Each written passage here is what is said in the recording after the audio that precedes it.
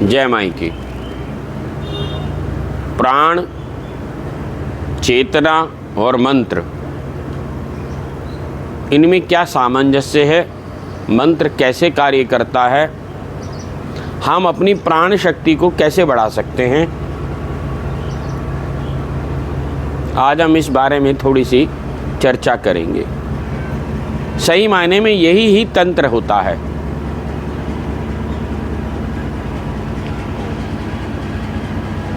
प्राण और चेतना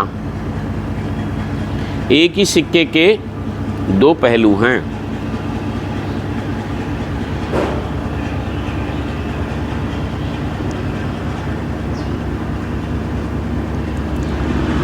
चेतना, जैसे जैसे हम मन को कंट्रोल करना शुरू करते हैं, मन को बाह्य ओर से हटाकर आंतरिक तरफ लेके चलते हैं, तो हमारे प्राण मजबूत होते हैं। अब इसका दूसरा पहलू भी समझें। जैसे जैसे हम प्राण की शक्ति को बढ़ाएंगे तो मन चंचल होना कम होगा। जैसे जैसे आप प्राण ऊर्जा को बढ़ाएंगे तो आपका मन बाहर की तरफ से अंदर की तरफ आना शुरू हो जाएगा, संसार की तरफ नहीं भागेगा। जितने जो भी कमज़ोर आदमी होते हैं उनका प्राण का बल जिनका भी कम होता है, उनका मन बाहर की तरफ भागता है, संसार की तरफ अधिक भागता है। इसीलिए अध्यात्म सामान्य व्यक्तियों के लिए नहीं है।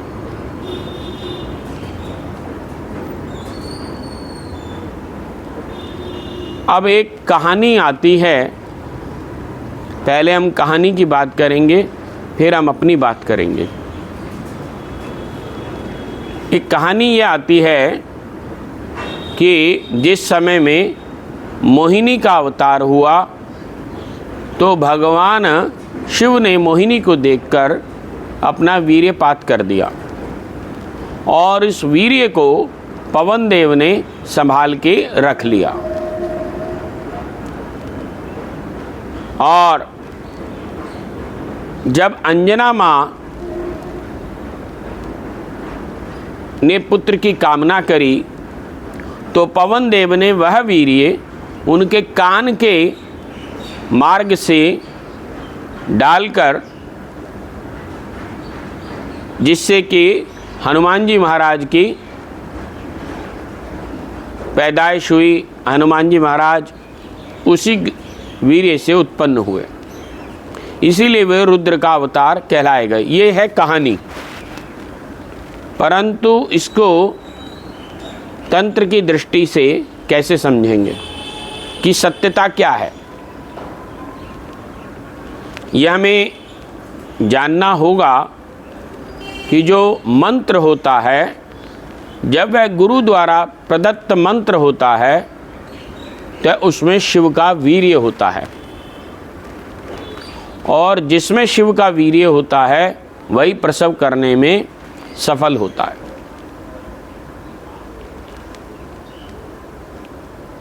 जब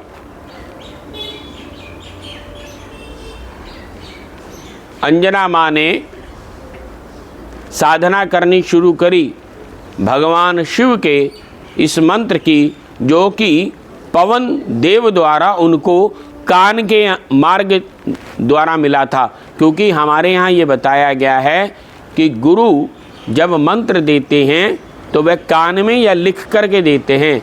आज की तरह से नहीं, पंडाल लगा लिया, 2000 आदमी इकट्ठे कर लिए और लाउड स्पीकर से मंत्र बोल दिया, वह मंत्र नहीं होता है।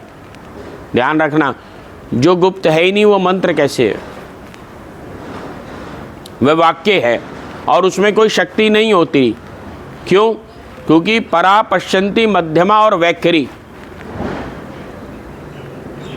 ये अवस्थाएं हैं। परा जिसमें अधिक शक्ति होती है, वैखरी इसलिए बोली जाती है क्योंकि वो बिखर गई।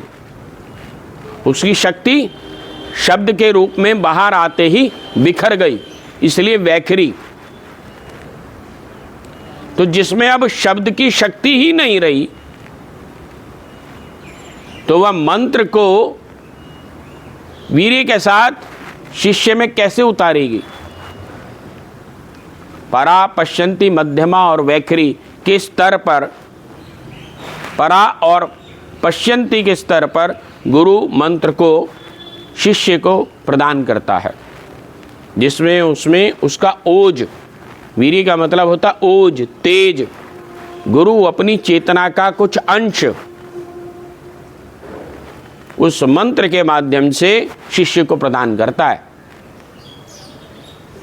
तो वह चेतना का अंश पवन देव ने शिव के मंत्र के माध्यम से मां अंजना को दिया कान के मार्ग से, और मां ने, अंजना मां ने उसको लगातार रेचा करती रही, जिससे शिव जैसा पुत्र उनको प्राप्त हुआ। यह है तंत्र। अब जो भी हम मंत्र करते हैं, उसका जाप करते हैं, यदि चंचल मन से कर रहे हैं, इधर उधर देखते कर रहे हैं, अपने मन को स्थिर ही नहीं कर पा रहे हैं, तो वह मंत्र के अंदर जो चेतना का तत्व है वो हमको प्राप्त नहीं हो पाता।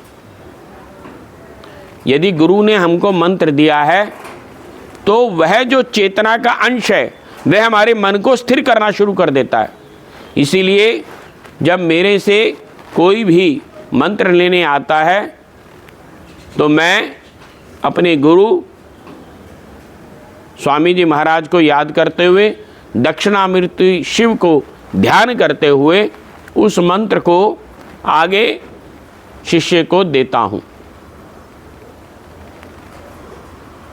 जिससे उसके मन के अंदर वह चंचलता समाप्त हो जाए, यदि उसमें भाव होगा तो। अब भाव जितना गहरा होगा उसकी चंचलता अपने आप जानी शुरू हो जाएगी। अब जैसे जैसे चंचलता जानी शुरू हो जाएगी, प्राण शक्ति बढ़नी शुरू हो जाएगी। चेतना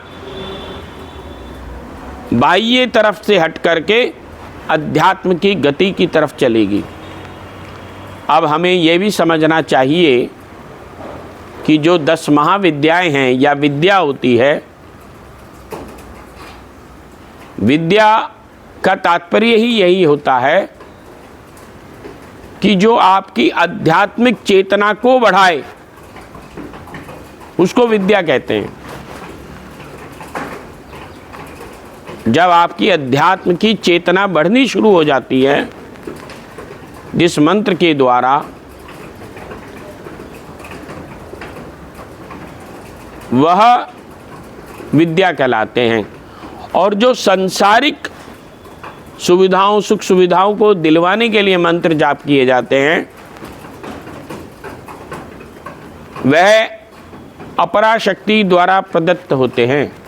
वो देवी, इसीलिए 9 देवियों का विस्तार से वर्णन किया गया है, क्योंकि वह संसार को देने में सक्षम हैं।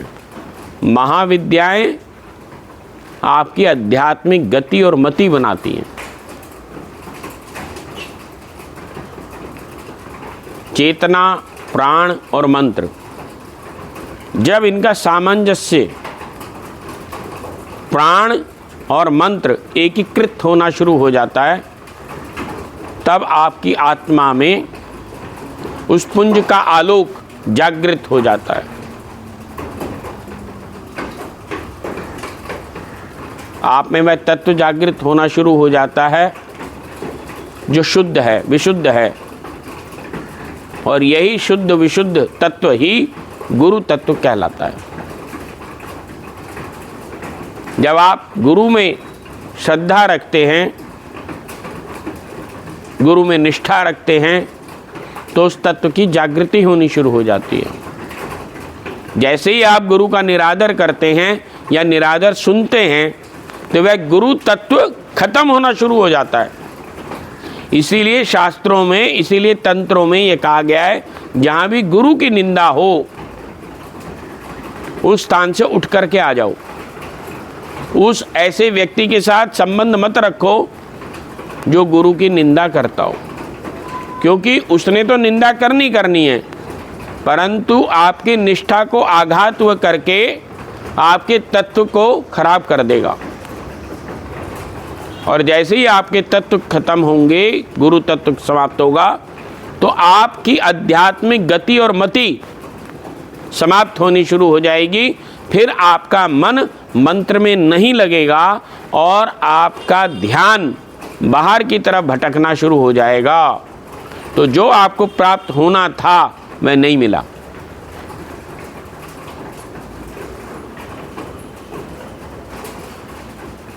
अपने प्राण के बल को जब हम बढ़ाते हैं और जब प्राण का बल बढ़ता चला जाता है और उस पर हम मंत्र रेचते हैं, और विशेष रूप से ईड़ा, पिंगला और सुषुम्ना, जब पिंगला को हम ज़्यादा इस्तेमाल करते हैं, यानी पिंगला के माध्यम से, ईड़ा के माध्यम से प्राण को सुषुम्ना में नहीं चढ़ाना चाहिए, उसका दुष्परिणाम मिलता है। ये थोड़ा सा गहन समझने की आवश्यकता है।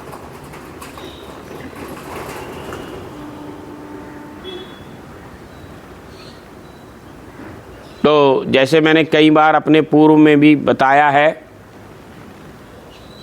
कि जब कोई व्यक्ति अपने आप ही मंत्र ले लेता है, आजकल ऑनलाइन मंत्र बहुत चल रहे हैं, कोई बैठा बेंगलोर में है, कर्नाटक में है, मद्रास में है, या कहीं भी बैठा है, और ऑनलाइन गुरुजी जो हैं शिष्य को समझा रहे हैं और वो यहाँ साधना करनी शुरू कर रहा है। अब साधना तो करनी शुरू कर दी, परंतु गुरुजी को यही नहीं पता कि अभी शिष्य किस प्लेटफॉर्म पे खड़ा हुआ है। वो 5वें स्तर पर खड़ा है, पहली के स्तर पे खड़ा है, 10वीं के स्तर पे खड़ा है, लेकिन सबको एडमिशन किस में दे दिया? ग्रेजुएशन में। जब आपने ग्रेजुएशन में एडमिशन दे दिया, उनका स्तर चेक ही नहीं करा, उनके स्तर को बढ़ाया ही नहीं, और कुंडलिनी शक्ति, कुंडलिनी की दीक्षा देनी शुरू कर दी और ज्ञान देना शुरू कर दिया, और बच्चे ने कार्य भी करना शुरू कर दिया, तो उसका दुष्परिणाम भुगतना पड़ जाता है। वह ऊर्जा जब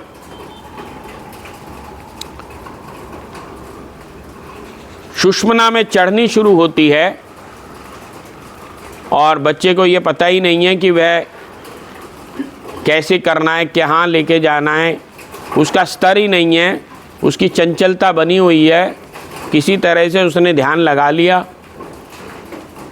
तो जिस स्थान पर भी वह ऊर्जा रुकनी शुरू हो जाती है, तो कईयों को कमर के दर्द बन जाते हैं, कईयों की किडनी की समस्या बन जाती है, कईयों को आपने देखा होगा अधिक पूजा करने के बाद गुस्सा आना शुरू हो जाता है। उन्हें भी नहीं पता लगता कि हमें गुस्सा क्यों आ रहा है। क्यों आता है? क्योंकि उनका बीपी शूट अप हो जाता है। उस बीपी पे काम करने के लिए पहले अपनी साधना को सुचारू करना पड़ेगा, सही करना पड़ेगा। कोई भी साधना ऐसी नहीं होती जो गुस्सा को प्रदान करे, जो गुस्से को ख़त्म करे वह साधना होती है, जो शांति प्रदान करे।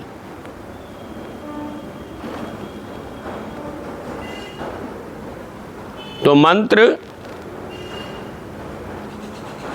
से चित्त की शक्ति, आत्म तत्व को जानने की शक्ति बढ़ती है।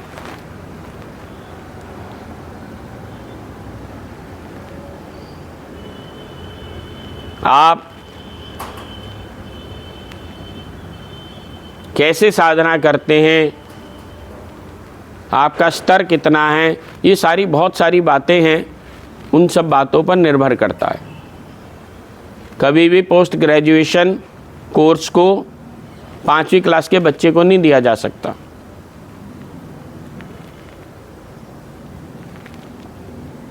पहले आप ग्रेजुएट होंगे तभी पोस्ट ग्रेजुएट हो सकते हैं। अगर एक बच्चे को ज़बरदस्ती सोच रहे हैं कि 5वीं क्लास के बच्चे को आज ही मैं सारा कोर्स करा दूं और ये पोस्ट ग्रेजुएशन का कोर्स करने के बाद पोस्ट ग्रेजुएट हो जाएगा, ये बहुत बड़ी मूर्खता है। कुछ नहीं मिलेगा, कोई प्राप्त नहीं होगा। मेरे पास बहुत सारे लोग आते हैं विज्ञान भैरव तंत्र को समझने के लिए, जबकि सही मायने में विज्ञान भैरव तंत्र ये सामान्य साधकों का विषय ही नहीं है। ये विषय है जो टीचर्स हैं, जो इसमें टीचिंग करने जा रहे हैं उनके लिए। जैसे हमारे यहाँ बीएड का कोर्स होता है, जो बच्चों को पढ़ाने के लिए टीचर्स तैयार होते हैं उनको बीएड कराई जाती है। तो ठीक इसी प्रकार से जो साधना करवाने के लिए तैयार करे जाते हैं उनको विज्ञान भैरव तंत्र पढ़ना चाहिए, उनको उसकी आवश्यकता है। क्योंकि पहले आपको अपने प्राण के बल को बढ़ाना होगा। जब तक आपका प्राण का बल नहीं बढ़ा, चेतना का स्तर उच्च नहीं हुआ, तो आप आध्यात्मिक गति प्राप्त नहीं कर पाएंगे। आप अध्यात्म को समझ ही नहीं पाएंगे, आप विद्याओं को नहीं समझ पाएंगे। वह ज्ञान आप में जागृत ही नहीं हो पाएगा। आप रट तो लेंगे पर वो भूल जाएंगे।